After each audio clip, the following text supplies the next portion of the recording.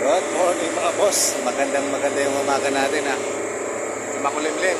At kasing kulimlim din itong mga makina natin na ano. Umaga may trouble tayo kagad. So, ayan, kikita nyo naman. Pinatay ko na yung ating isang compressor kasi build up na nga. Nagpuno na ng yelo yung ating compressor mga sir, mga boss. So, dapat ma-check mamaya doon sa evaporator, baka makapal na rin yelo, baka build up yung ice sa evaporator, kaya nag-build up dito sa ating isang compressor. Although ito lang naman ang nag-build up na isang makina na to. Sa isang room kasi mayroon tayong apat na compressor na naka-built in. So yung tatlo, ayan, ating pakita ko sa inyo. Yung ibang compressor naman natin ay hindi naman siya ganun sa build up ng yelo. Ayan o. Okay naman. Tapos ito natin, pakita ko rin sa inyo yung iba.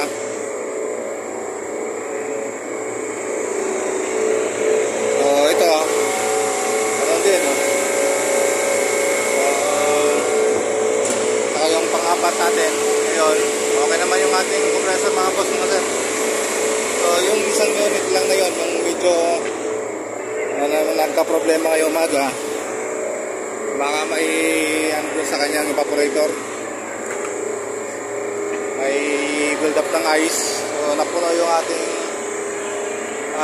compressor ng yelo. So yung immediate action natin is kailangan pakain kagad, pump down natin para hindi masira yung ating compressor. So nakikita nyo naman hanggang doon sa may pinakapuwitan niya. So medyo nalusan na nga lang yung yelo, pero kanina mga boss, mga sir, ay punong-puno po ito ng yelo.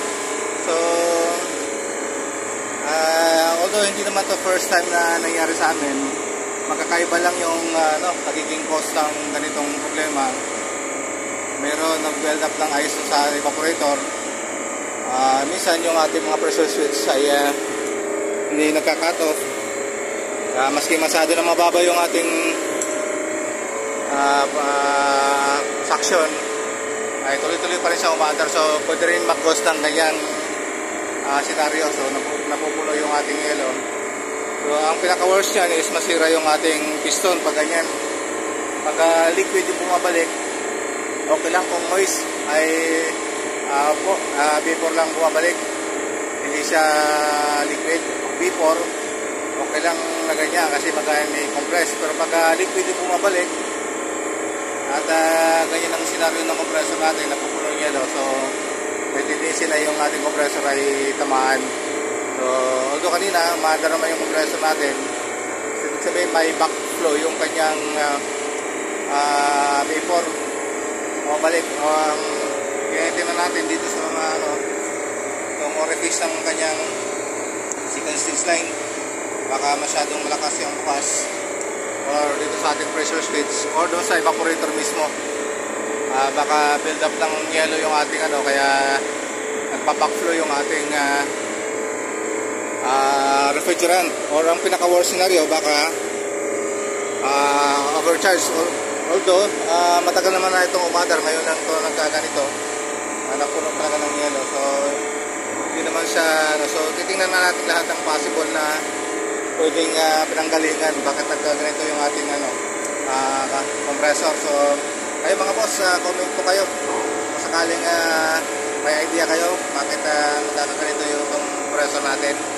So mabigyan nyo rin ako ng konting idea, at makapulot din ako ng suggestion nyo kung ano yung pwedeng gawin. At sa akin naman dito sa part ko, so lahat ng angulo is titingnan natin para matingnan natin ano ba yung cause ng ganitong senaryo, para hindi na ito maulit-ulit kasi delikado ito pag ganito mga boss. Although ito sa makina na to, first time ito ganito, puno-puno yung isa ng yelo. At kailangan tingnan natin ano ba yung mga possible causes at bakit yung ating compressor ay napupuno. So yan, ang research naman natin kanina ay okay naman, although yung tumaas na yung ating suction. Ayan, at susunod na mga kabayan